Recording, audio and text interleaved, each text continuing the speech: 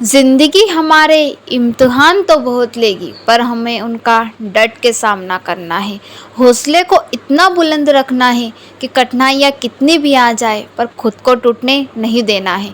यही कहानी हमें एक नई सीख देती है। मुनीबा मज़ारी एक कार एक्सीडेंट में अपना बहुत कुछ खो बैठती है। उनके पति तो अपनी जान बचाकर कूद जाते हैं। उन्हें वहाँ बैठे कुछ लोग अस्पताल ले जाते हैं और भर्ती कराते हैं। जब वो अस्पताल में भर्ती रहती है तो उनके पास डॉक्टर एक दिन आते हैं और कहते हैं, मुनीबा अब तुम कभी भी आर्ट नहीं कर सकती। वो कहते हैं, इट्स ओके डॉक्टर। अगले दिन फिर डॉक्टर आते हैं और कहते हैं, मुनीबा अब तुम्हें ज़िंदगी भर इसी व्हील चेयर पर रहना है। वो कहती है, कोई बात नहीं डॉक्टर। अगले दिन फिर डॉक्टर आते हैं और उन्हें कहते हैं, मुनीबा अब तुम ज़िंदगी में कभी माँ नहीं बन सकती। मुनीबा के लिए जैसे कोई पहाड़ टूट गया हो, वो अंदर से पूरी तरह टूट जाती है, क्योंकि एक औरत की ज़िंदगी में भगवान का सबसे बड़ा वरदान होता है माँ बनना, और वह इसी वरदान से वंचित रह जाएगी। यही सोचकर वो बहुत दुखी होती है। उन्हें अस्पताल से घर ले जाया जाता है। 1.5 साल बाद बेड रेस्ट से उठती है और जब वह व्हील चेयर पर बैठती है और आईने में खुद को देखती है कि मैं व्हील चेयर पर बैठी हूँ, वो खुद के लिप को कलर करती है और फिर उन्हें पोंछ लेती है। कहती है, लिपस्टिक व्हील चेयर पर बैठे लोग लगा सकते हैं क्या? फिर वो लिपस्टिक लगाती है और कहती है, मुझे खुद के लिए परफेक्ट बनना है, क्योंकि इस संसार में कुछ भी परफेक्ट नहीं है। अगर मैं दूसरों के बारे में सोचूंगी तो खुद कब जीऊँगी।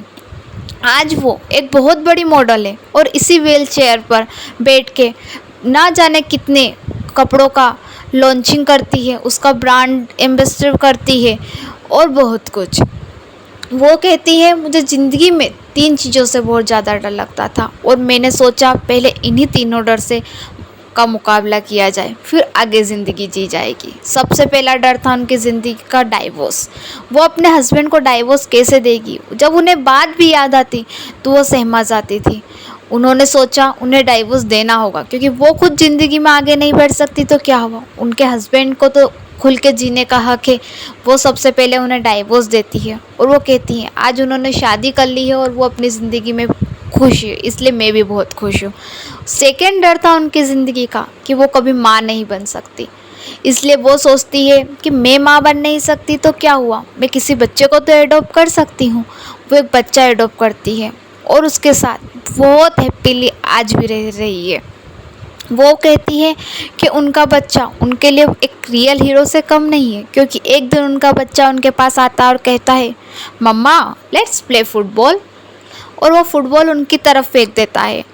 वो जब फुटबॉल उनके पैर के पास आती है तो वो उसे किक नहीं कर पाती है और वो अपने आप में सोचती है कि मैं एक फ़ुटबॉल को किक नहीं कर सकती तो मैं अपने बच्चों को कैसे संभालूंगी। तभी उनका बच्चा उन्हें कहता है, क्या हुआ, पैर से किक नहीं कर सकते तो हाथ से तो कैच कर सकते हो ना, चलो हम हाथ से ही फुटबॉल खेलते हैं। तो वो कहती है, तब मेरे बेटे ने मुझे सिखाया कि अगर गिलास आधा खाली है तो आधा भरा भी तो है, तो हमें अपना नज़रिया बदलना होगा। और तीसरा उनका सबसे बड़ा डर था कि वो लोगों का सामना कैसे करेगी। एक दिन उन्हें एयरपोर्ट पर एक लेडी पूछती है कि आर यू सिक। वो कहती है, नहीं मैं बीमार नहीं हूँ, सिर्फ मेरे पीछे की हड्डी टूटी है, मैं व्हील चेयर पर हूँ, बाकी तो सब ठीक है। कहती है, तब मैंने जाके लोगों का सामना करना अच्छे से सीखा और आज मैं सब लोगों के सामने खुलकर बोल सकती हूँ। पाकिस्तान के न्यूज़ चैनल पर एंकरिंग कर रही हूँ, यूएन की पाकिस्तान की तरफ से ब्रांड एम्बेसडर हूँ और मैं एजुकेशन के लिए, ट्रांसजेंडर के लिए, ऑर्फनेज के लिए बहुत कुछ कर रही हूँ। आज उनके पास इतने अचीवमेंट है कि शायद हम जैसे लोगों के पास भी ना हो।